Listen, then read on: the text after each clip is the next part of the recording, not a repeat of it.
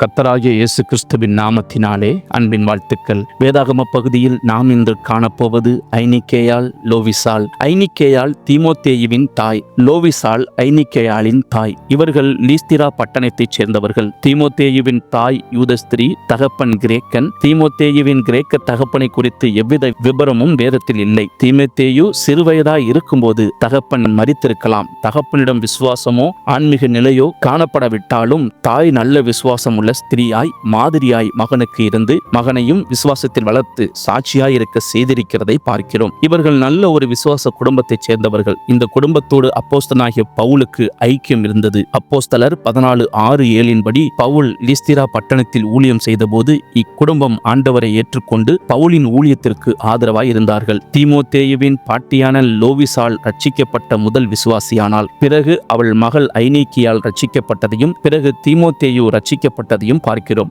இந்த அனுபவம் பரம்பரையாக வரவில்லை, ஜெபத்தினாலும் கிறிஸ்தவ பயிற்சினாலும் வந்தது. தீமோத்தேயுவின் தகப்பன் புறஜாதியாய் இருந்தாலும் எரேமியா 10:2 தீமோத்தேயுவின் தாய் கணவனுடைய மார்க்கத்தை தான் கற்றுக்கொள்ளாமலும் தன் மகனுக்கு கற்றுக் கொடுக்காமலும் இருந்து கர்த்தருடைய வசனத்தை கற்றுக் கொடுத்து விசுவாசம் உள்ளவளாய் இருந்தாள். ஐனிக்கேயாள் தன் மகனை இயேசுவை பின்பற்றும்படி சீஷனாக மாற்றியிருந்தாள். நீதிமொழிகள் 22:6 பிள்ளையானவன் நடக்க வேண்டிய வழியிலே அவனை நடத்து, அவன் முதிர் வயதிலும் அதை விடாதிருப்பான் என்று சொல்லுகிறபடி ஐனிக்கேயாள் தீமோத்தேயுவை நடக்க வேண்டிய வழியில் நடத்தினாள். விசுவாசம் கேள்வினாலே வரும், கேள்வி தேவனுடைய வசனத்தினாலே வரும் என்று ரோமர் 10:17 சொல்கிறது. தேவனுடைய வசனங்களை தீமோத்தேயுவின் தாயும் பாட்டியும் கேட்டு தீமோத்தேயுவுக்கு வசனத்தை போதித்து அவனுக்குள் விசுவாசம் வரும்படி வளர்த்திருந்தார்கள். தீமோத்தேயுவிடம் தெய்வ பயம், கீழ்ப்படிதல், அர்ப்பணிப்பு காணப்பட்டது. மேலும் ஊழியத்தில் ஈடுபட்டு கர்த்தருக்கும் ஊழியருக்கும் பிரயோஜனமாய் இருக்கத்தக்கதாக அவனை வளர்த்திருந்தார்கள். ஜெபம், விசுவாசம், வேதவசனம் ஆகிய 3 பாட்டி,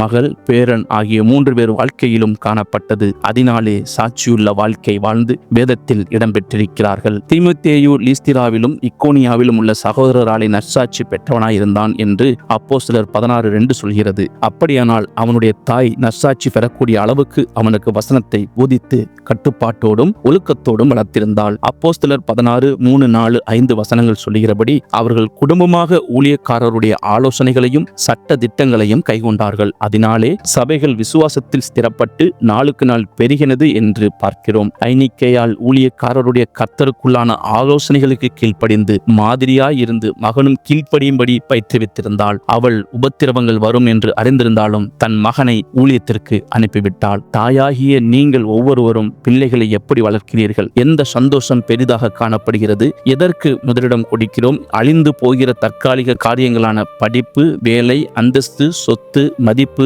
ஆகியவற்றில் முதலிடம் கொடுத்து அவற்றில் திருப்தி அடைகிறீர்களா? இவை மரிக்கும் போது கூட வராது. 1 தீமோத்தேயு 6:7 சொல்கிறபடி உலகத்திலே நாம் ஒன்றும் கொண்டு வந்ததுமில்லை, இதிலிருந்து நாம் ஒன்றும் கொண்டு போவதுமில்லை என்பது நிச்சயம். இதை அறிந்து நித்திய நிரந்தர அழியாத தேவ காரியங்களை பிள்ளைகளுக்கு போதித்து அதிலே வளரும்போது உண்டாகிற சந்தோஷத்தை பிள்ளைகளுக்கு கொடுப்போம். மாதிரிகளாயிருந்து கற்றுக் கொடுத்தால்தான் பிள்ளைகள் கற்றுக்கொள்வார்கள். தீமோத்தேயுவின் தாய் ஐனிக்கேயாவை போல ஒவ்வொரு தாய்மார்களும் மாற வேண்டும். கர்த்தர் கொடுத்த பிள்ளைகளை நல்ல சீஷர்களாக மாற்றுங்கள். மகன் ஒரு டாக்டர், இன்ஜினியர், ஆசிரியர், வழக்கறிஞர் என்பதை விட